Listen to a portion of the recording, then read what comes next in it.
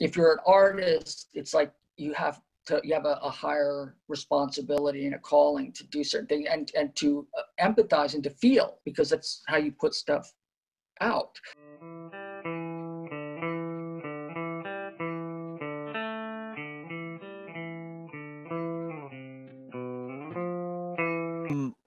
One of my second to last question is, all right, this is going to be the first time ever that I ask one of my interviewees about his butt. So about my butt? Yeah. Oh, well, lucky you. Are you surprised? So for anyone who doesn't know, Bill Sienkiewicz put up a naked picture of himself with his butt showing out. And it was a reference photo. I should clarify. And I did put it with a black. I did redact it. Yes, I did redact it. But yeah, that was a kind of a surprise. It was one of those throwback Thursday photos and whatever. And I had a bunch of different ones, and I came across that, and I'm going like, should I? It's like, it's like one of those decisions that you make.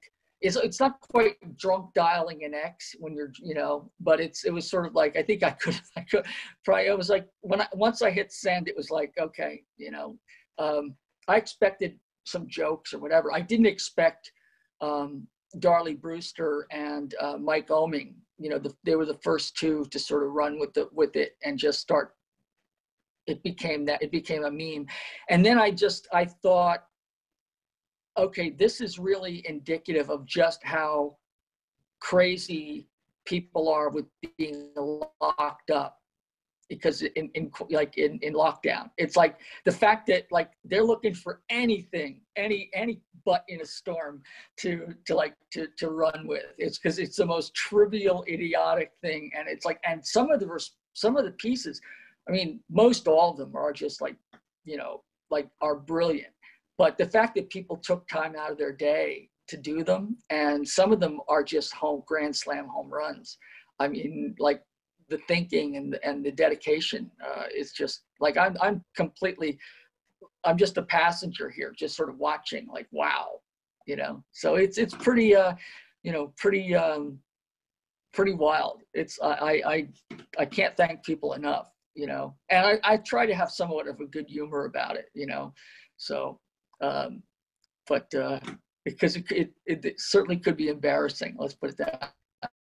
It's incredible what people have done with it, actually. Yes, it is. It really is, and it's yeah. I can't thank people enough. I don't take any of it for granted. And I just feel like I should just be sending out like thank you cards with apologies. It's like, you had to look at my butt, like to do this piece. It's like, poor you. It's like, it's like, but no, it's actually, it's wonderful. It's really wonderful. I had no idea it was ever gonna do this. Like, I think that we got like close to 300 and some, like over 300 of them, which is a pretty damn good little sampling, It's a lot. Considering like some of my heroes, like Neil Adams did one, and Jill Thompson and Dave John. I mean, so many amazing people did pieces. It was like, wow. And also, like, it kind of shows that you never know it's going to go viral.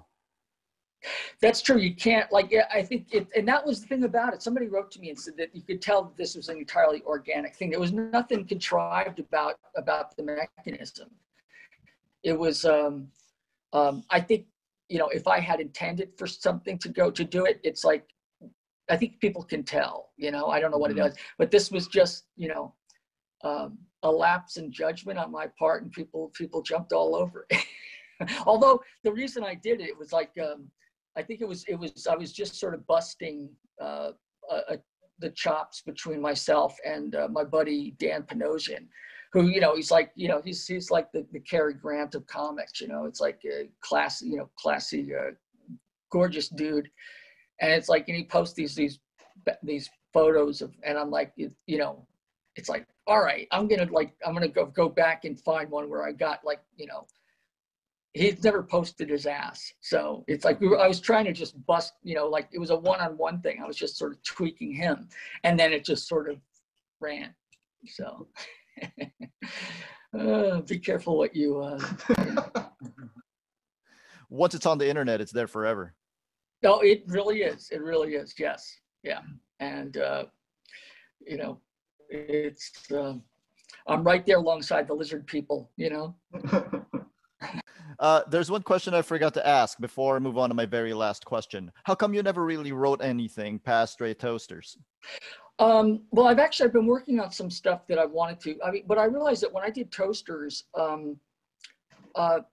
part of the way that I work is that when I dive into something, it's a deep dive. I mean, that took a lot out of me. It took, you know, I mean, I've been working on it for like a bunch of years. And then when I actually was working on it, it actually kind of took over my life. I mean,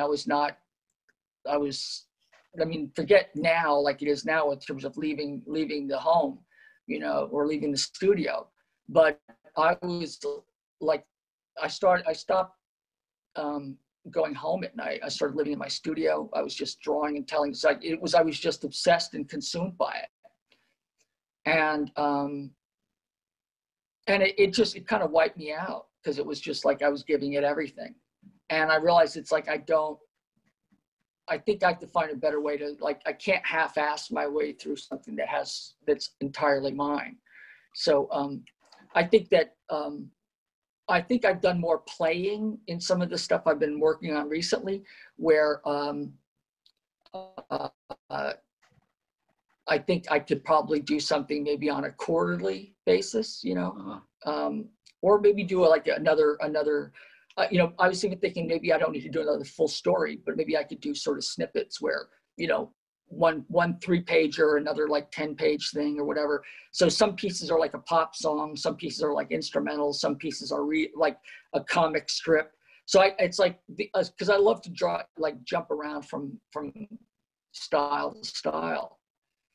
And, you know, not everything is a 4-issue thing, but that was a story that I felt like I just needed to tell. And I have other ones that I've come real close to wanting to tell, but I think what has stayed with me is the knowing how much it like pulled out of me. You know, it really just it was such an all-consuming you know, project, and I think that's probably, even though in other ways, like certain illustrations or paintings or whatever, I can find a certain kind of balance. But when I'm writing, I kind of just go really, really deep. Like if I'm laying out a story, like if I can paint, like I'll have music on in the background, I can have conversations. But when I'm writing or when I'm laying out a story, I need like absolute silence. So you talk about writing and art and a third entity when combined. How is that different when you're the writer and the artist? Well, I described Toasters. It was the most exhilarating, terrifying feeling I've ever had creatively. Mm-hmm. It was like I felt completely alone and untethered from anything else.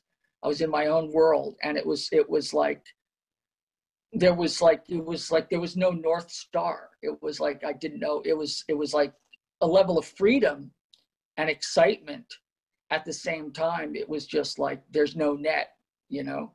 And I think that's pretty much how I feel. It's like I think there's I've gotten, because my desire to tell comic book stories, like I don't know if I could have done like a monthly issue of something or other, you know. And I think that because of how I'm wired, a lot of the stuff that I do with my art in terms of like the emotional underpinnings or layers of characters and stuff, I keep bringing up Lynch, but there's like aspects of it that feel like how I approach things is much more, you know, cohesive or not, or more comprehensive in the sense of than just, you know, the pictures working alone. It's like having the story work on its own level, and also trying to find the right story to tell. So maybe the way to do it is to not like build up the weight of it and just sort of just jump in and tell a couple of, like, just have some silly stuff. You know, not everything needs to be you know, like a 4-issue like foray into toasters, you know. So but believe me, I've been inching toward that a lot. It's like I kind of, because I don't necessarily not that I don't think of myself as a writer. I think of myself as a writer, but it's like the idea of but to me, it's the words in the paper. It's like there's writing and then there's comic book writing. For me, it's like there's a whole, the way it all fits together. And I think I just need to do more of it, to sort of take the taste of that experience out from a frame of reference, you know, of because I know how I am. I know when I go into a deep dive, it's like everything else ceases to exist, you know. I'm still People waiting. don't hear from me. It's like what's that? People don't hear from you. You. Yeah. I'm still waiting for that book to get reprinted. Yeah, well, we're waiting right now. Where it's like it was supposed to be redone, but I think right now we're having a bit of an issue with the previous publisher not knowing where the negatives are. So, because you know, so they don't know where the negatives are, and I don't know what. I think that's it's raised some questions. Let's put it that way. So that's unfortunate. Here's my last question. Yeah, so I've done a few interviews for this show, and there's a few names that continually get brought up. One is Jack Kirby, like unprompted, brought up. One is Jack Kirby. Another one is Bill Watterson. Another one is you. really, That's a company that you're in. Gene Ha on Facebook at one point called you the greatest living American comic book artist. Dennis Cowan said you're one of the greatest ever. Walt Simonson at one point in his Facebook group was talking about how he was having a hard time figuring out how to draw rain. It took him a couple of days. And he said, Bill Sienkiewicz could have figured this out in 5 minutes. Do you ever think, because you mentioned legacy earlier, do you ever think of your legacy in terms of that? Just in terms of being on the Rushmore, the hierarchy, the ranking, on where you stand among the greatest of all time? I don't really allow myself. I mean, when you say things like what you just said, believe me, I'm honored and touched, because I just hold all of those creators in such high esteem. I'm always humbled and blown away, and I think because I feel like so much respect for my fellow creators, it's like I feel like they have given me so much. It's like for them to be as generous with their words, it's like it's more than I ever could have hoped for or anticipated or wished for or anything. I think, but for me, it's also there's the underpinning of that is that I still feel like I'm a working stiff. I'm making it up as I go along. It's like I'm just trying to solve problems like anybody else. So it's like, so if there's any impression of me or how it's like, it's all, there's no magic. It's just like it's a lot of it's just sitting down and just, you know, figuring things out. And so you know, we're all supposed to be standing on the shoulders of people before us. And I just feel like I have my own mechanism or my own litmus test about things that I want to be able to do and want to be able to leave. And I keep feeling like I'm always falling short, you know? I mean, I look at like a lecture, I look at, or toasters, or look at it, and I kind of go, that's like they move the needle a little bit, you know? It's like, no, I'm not done yet. I'm not done yet. So, but the fact that they all like let me still play in that quote sandbox, it's like, and they still tolerate me. It's like, you know, it's more than I ever could have hoped. So this is an odd world, an odd career, an odd like life choice, but man, I have met some amazing people and talented, beautiful, wonderful people. Like, you know, that just means more to me in a way than you know, anything that they could have said. I mean, I love the idea that they want to put me on that level. But you know, I'm just a working guy. I'm just trying to get it right, you know. Well, let me tell you something. You would totally draw circles around Scott Adams. Oh, well, you know, that's that life is now complete, you know. It's like that's talk about like an unusual circumstance, you know. I mean, I tried to give him the benefit of the doubt, and you know, and this is another thing. Again, I realize I'm going off on a tangent, but I always, again, this is part of what I was talking about with art. And again, I'm not comparing art to Scott. God knows. I mean, believe me. But I also feel like with if you're an artist of any sort, I always kind of sometimes feel that there's a level of empathy that should be in there, you know. And that's my own. That says more about me because it's my own wiring for believing that. If you're an artist, it's like you have a higher responsibility and a calling to do certain things and to empathize and to feel, because that's how you put stuff out. And the fact that you know, whether he's a quote just a cartoonist or you know, whatever,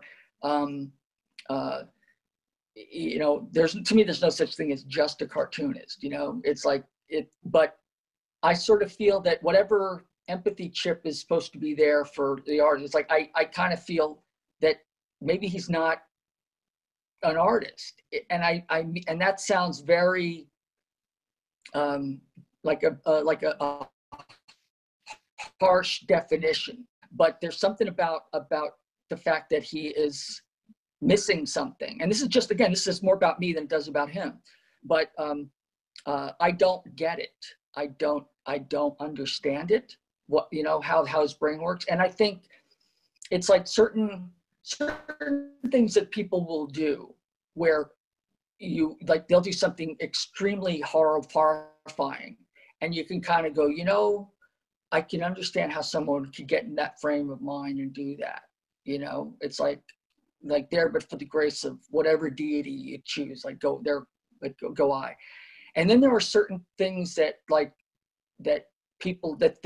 people do, and things that people believe, and you know, and we can all think of like some of the most horrifying, like kind of abuses and things that people, you know, from murder to, you know, kids, and it's like and there's a part of me that goes like, I can't even think that way at all. I can't even imagine it.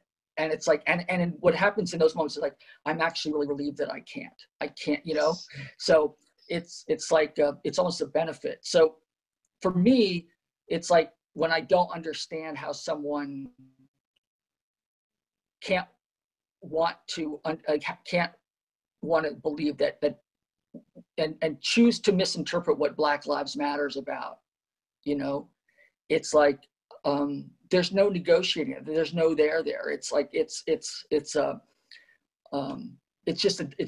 defect that is just, it's sad. And to me, it's just, it's kind of an abdication of what I feel being a human being is. And I know it sounds really kind of extreme, but that's kind of how I feel. It's like Jesus, it's like, you know, get out of the way, get out of the way. You know, you're slowing us all down. Yeah. That's, you know, but I know I kind of just got off on a little bit of a rant there at the end, but yeah. Like when he said that he said like he wanted nothing to do with me, you know, it's like, you know, that, and the fact that I thought that Black Lives Matter was a, you know, is like Antifa was like a fascist organization. It's like, on what planet, you know? It's the exact opposite. Yeah, exactly. It's like, it's bizarro world. It really is, you know? And that's, I think if anything, that's what's the most frightening thing about what's going on right now is just how tribal everything is. Mm-hmm. And it's there's all of us who are trying to, you know, move everything forward. And then there's the regressive and the, you know, the conservative, because conservatives tend to be wired for fear. Yeah. You know, and safety and fear. Yeah, exactly. And I don't get it. It's like, look, I've been afraid of plenty of things in my life, but it's like, I'd rather view the situations with as like the new situation. It's a friend I haven't met yet, as opposed to a threat, you know?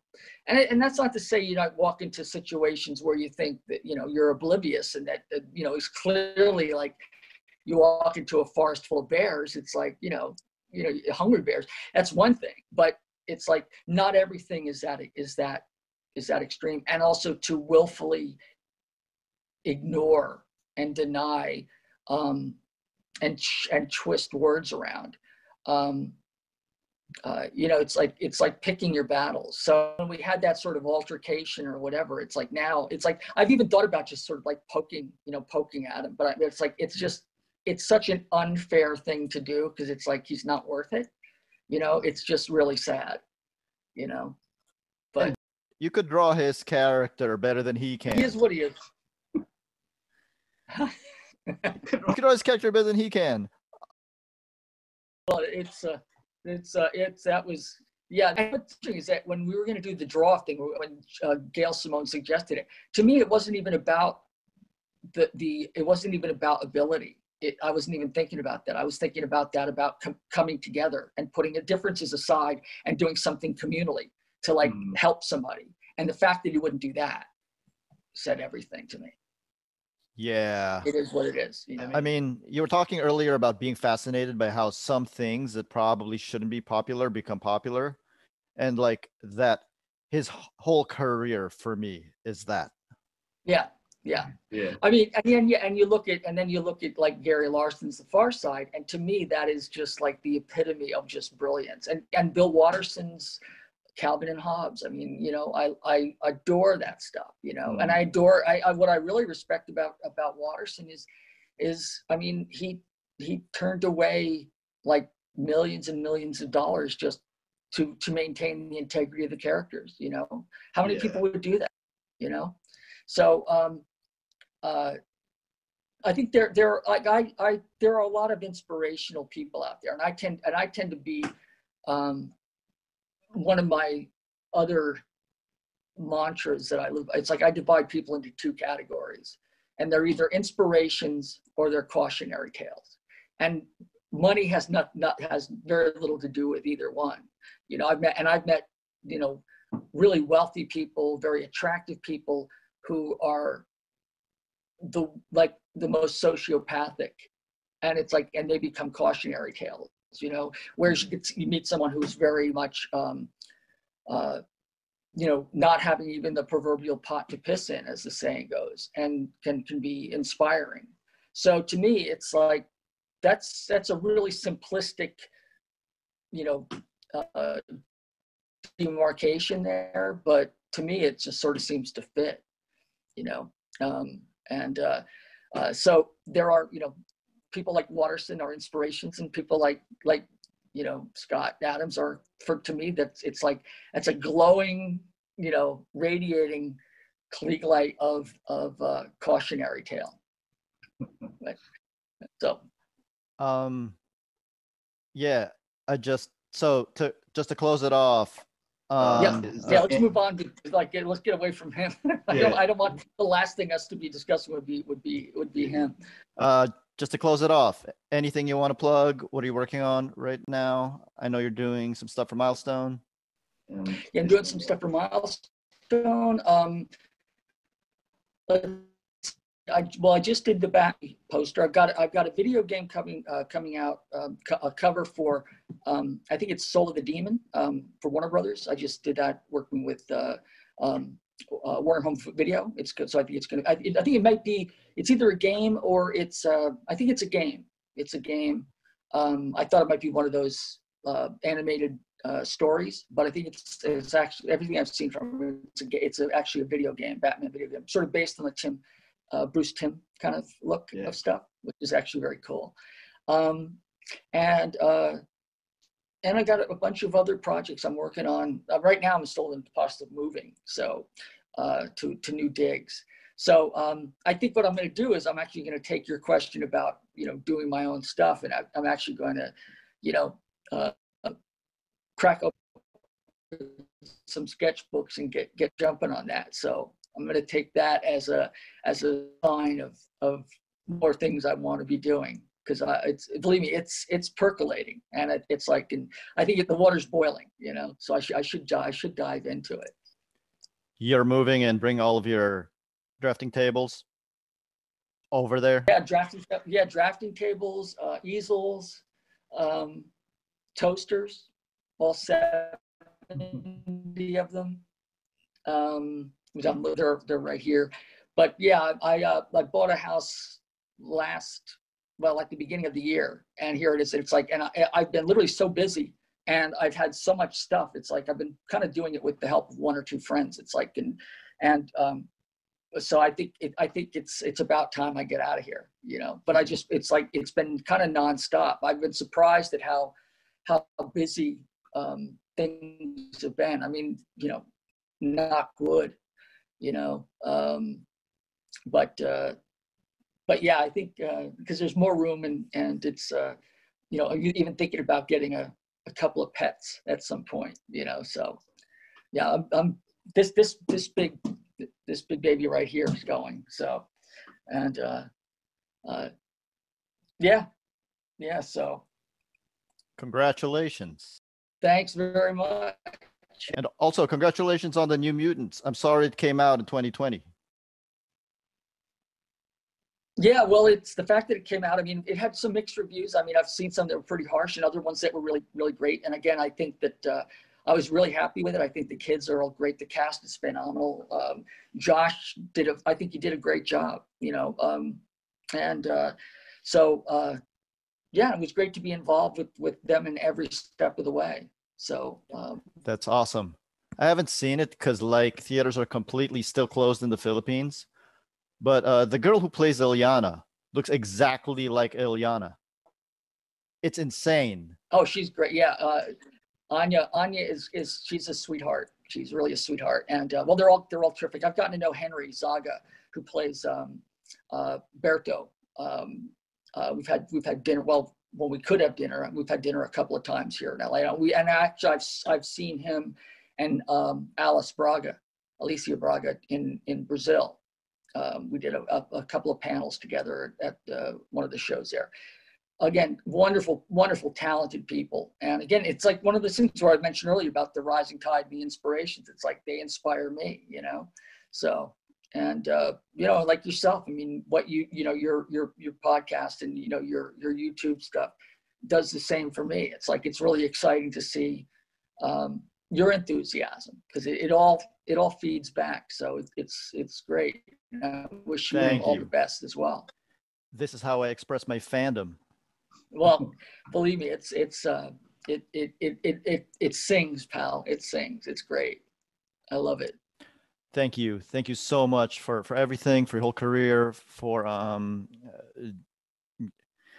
at a loss for words. So no, this has been a pleasure. I mean, I'm glad that we got a chance to do this again today. So hopefully, like as I said, when we missed, we had to do the restart. But I hope we feel like you got something usable here. It's a lot. So just to sign off, everyone, this has been the Comics Cube interviewing, and can I ask you to say your full name? My full name, or just like Bill Sienkiewicz, or your full name? Okay. Well, I'll have a couple of hyphens in there and parentheticals. Boleslav, which is also abbreviated by people, like my grandmother used to call me Bolek. Okay. William, which is the American version. Felix. Robert, which was my confirmation name. And that I chose that because I actually wanted Neil as in Neil Adams, but the nuns told me there's no Saint Neil, and I went, maybe not to you. And so I took Robert from Robert Plant. So it's like, you know, this is a, so yeah. So it's Boleslav, William. Those are sort of interchangeable. Felix, named after my uncle, Robert Sienkiewicz. So, and I hesitate. I would do an old joke where I would say Mellencamp at the end, but a lot of people don't know that you know, or Barry Windsor, you know, Bill Windsor Sienkiewicz. Yeah. But yeah, it's that's why I just call myself Sienkiewicz for most people, because they know who that is. I think it's I think I did it one time where I think I have every letter of the alphabet but 9, so which is still pretty good in my entire name. You know, I thought my parents might have wanted a triple word score in Scrabble, you know, than anything. But I mean, I hated it as a kid, but now it's like, especially Felix, because that used to get me, you know, Felix the cat. Yeah. You know, but in a way it's perfect because it's, you know, it's a cartoon. So, but as a kid, I hated it. Thank you, Mr. Bill Sienkiewicz, for this interview.